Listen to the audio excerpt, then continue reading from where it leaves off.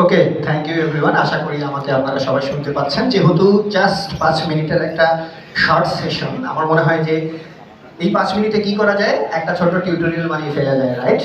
তো আজকের আমার এই সেশনটা একটা টিউটোরিয়ালের মতোই হবে, যে টিউটোরিয়ালে আপনারা শুধু শুনবেন কিন্তু প্রশ্ন করার কোনো চান্স পাবেন না। যদি আপনাদের কোনো প্রশ্ন থেকে থাকে তাহলে ডেফিনেটলি আপনাদের সাথে আমার বিভিন্ন সময় জুমে, গুগল মিটে, ফেসবুক লাইভে, বিভিন্ন সেশনে আমাদের সঙ্গে মানে কোলাবোরেশন হয়, সেখানে নিশ্চয়ই আপনারা আমাকে আরো কোশ্চেন করতে পারেন। এখন এই যে নেক্সট জেনারেশন বলতে কাকে বোঝানো হচ্ছে? নেক্সট জেনারেশন বলতে তো কেমন কাউকে বোঝানো হচ্ছে না যে আপনারা মরে যাওয়ার পরে আপনাদের নাতি পুতি তাদেরকে কিন্তু বোঝানো হচ্ছে না, বোঝানো হচ্ছে আপনাদেরকে। আপনারা যারা লার্নার, প্রোগ্রামিং শিখছেন, ওয়েব ডেভেলপমেন্ট শিখছেন, এই নেক্সট জেনারেশন মানে কিন্তু তারা। এখন একটু চিন্তা করে দেখেন তো, ঠিক 1991 সালের 6ই আগস্ট, মানে 5ই আগস্টের পরের দিন, সেই দিন পৃথিবীর প্রথম ওয়েব পেজটা তৈরি হলো। সেই ওয়েব পেজটা দেখতে ঠিক এরকম একটা ছিল, জাস্ট টেক্সট, আর সেই ওয়েব পেজের মধ্যে কিচ্ছু নাই।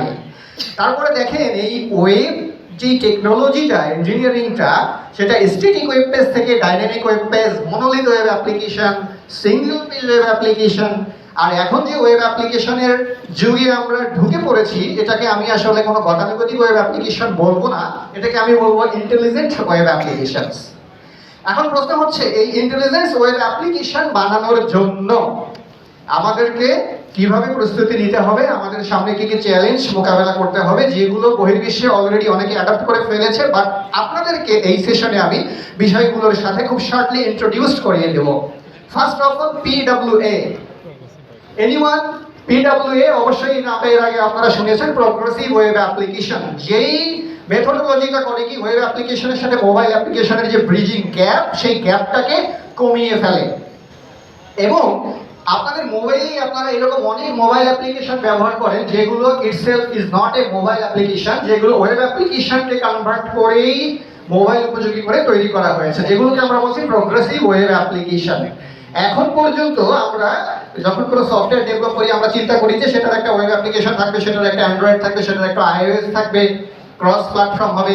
বাট অলরেডি ইন্ডাস্ট্রি কিন্তু, আপনি টুইটার লাইটের কথা বলেন, স্টারবাকসের কথা বলেন, এমনকি উবার, মেক মাই ট্রিপ এবং ফ্লিপকার্ট লাইটের কথা বলেন, তারা প্রোগ্রেসিভ ওয়েব অ্যাপ্লিকেশনের যুগে প্রবেশ করে ফেলেছে।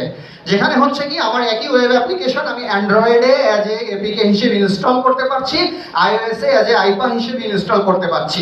সো ওয়েব অ্যাপ্লিকেশন করবে কি, এইটা আবার মনে করিয়েন না যে মোবাইল অ্যাপ্লিকেশন ডেভেলপারদের ভাত খেয়ে দেবে।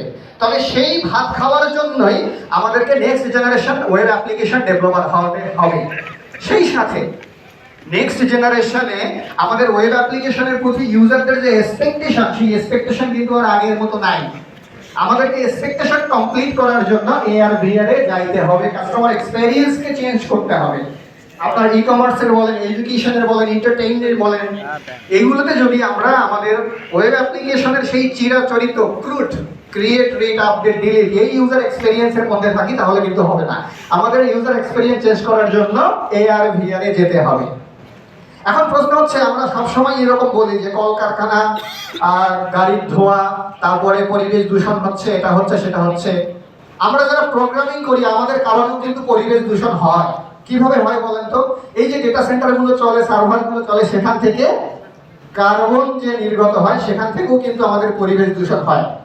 সো আমরা শুধুমাত্র যখন সার্ভারলেস আর্কিটেকচারের কথা চিন্তা করি, আমরা চিন্তা করি সার্ভারলেস আর্কিটেকচারে হবে কি, আমার একটা অপটিমাইজ ডেভেলপমেন্ট হবে, আমার একটা অপটিমাইজ ডেপ্লয়মেন্ট হবে। তো সার্ভারলেস আর্কিটেকচার শুধুমাত্র কিন্তু এইটার মধ্যে সীমাবদ্ধ নয়। সার্ভারলেস আর্কিটেকচারকে আমি বলি একটা গ্রিন এনার্জি। কারণ এই জায়গায় হচ্ছে কি, আপনার যখনই আপনি সার্ভারলেস আর্কিটেকচারে চলে যাবেন, তখন আপনার হার্ডওয়্যার রিকোয়ারমেন্ট কমে যাবে। হার্ডওয়্যার রিকোয়ারমেন্ট কমে গেলে ডেটা সেন্টারের উপরে প্রেসার কম পড়বে, আপনার ওয়েব অ্যাপ্লিকেশনের মেইনটেনেন্স কস্ট কমে যাবে, এবং আমাদের পরিবেশ দূষণও কমে যাবে। সারা পৃথিবীর সব ইন্ডাস্ট্রি এখন কিন্তু গ্রিন টেকনোলজির দিকে যেতে চাচ্ছে এবং যায়। এবং গ্রিন টেকনোলজিকে সবসময় দেখবেন একটা আলাদা স্থানে রাখা হয়।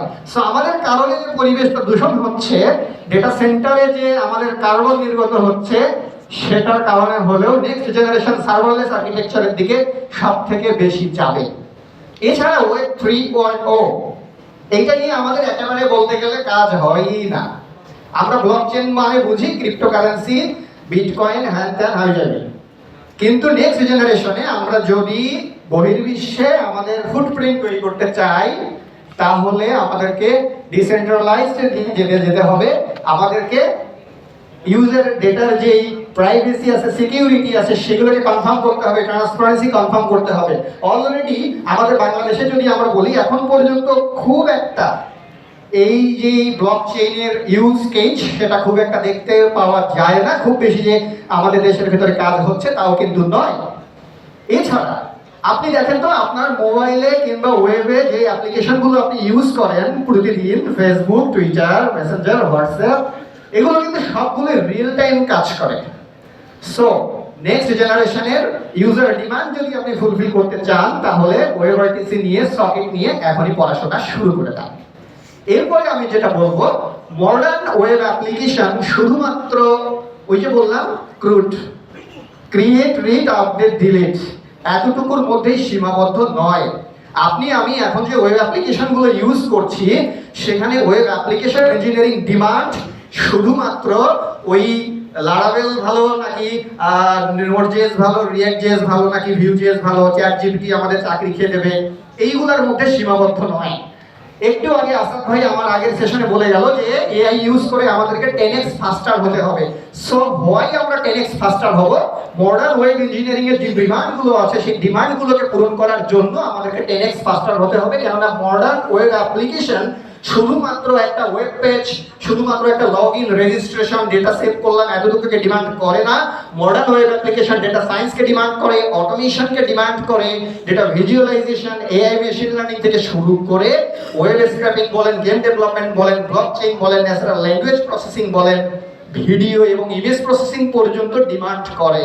সো এই ডিমান্ড ফুলফিল করার জন্য গতানুগতিক ওয়েব অ্যাপ্লিকেশনের যে ধারণা, এই ধারণা থেকে আমাদেরকে টোটালি বের হয়ে এসে আমাদেরকে আরো হাই লেভেলে চিন্তা ভাবনা করতে হবে, যাতে করে আমরা যে ওয়েব অ্যাপ্লিকেশনগুলো বানাচ্ছি এগুলো মার্কেটে একটা হিউজ ভ্যালুয়েশন ক্রিয়েট করতে পারে। আপনি আজকে মেসেঞ্জারের কথা বলেন, হোয়াটসঅ্যাপের কথা বলেন, আপনি ফেসবুকের কথা বলেন, এই অ্যাপ্লিকেশনগুলো কেন আসলে এরকম একটা হাই ডিমান্ড তৈরি করেছে? কারণ তারা আমাদের নেসেসিটিকে ফুলফিল করতে পারে। সো আমরা শুধুমাত্র এই HTML, CSS, টেলনেট CSS, তারপরে রিঅ্যাক্ট.জেএস ভালো হবে না, ভিউ.জেএস ভালো হবে, এই বিষয়গুলোর ভিতরে সীমাবদ্ধ না থেকে নেক্সট জেনারেশনের জন্য, নেক্সট জেনারেশন বলতে আপনাদেরকে বোঝাচ্ছি, আপনাদের জেনারেশনের জন্য আপনাদেরকে প্রস্তুত হতে বলবো। এবং অলরেডি এই নেক্সট জেনারেশন কিন্তু শুরু হয়ে গেছে। এখন আপনারা ভেবে নেবেন, আপনারা এই নেক্সট জেনারেশনে ওয়েব ডেভেলপমেন্ট বা ওয়েব অ্যাপ্লিকেশনের যে ডিমান্ড, যে চাহিদা, ইউজারদের এক্সপেকটেশন, এই এক্সপেকটেশন কমপ্লিট করার জন্য প্রস্তুত কিনা? Thank you everyone.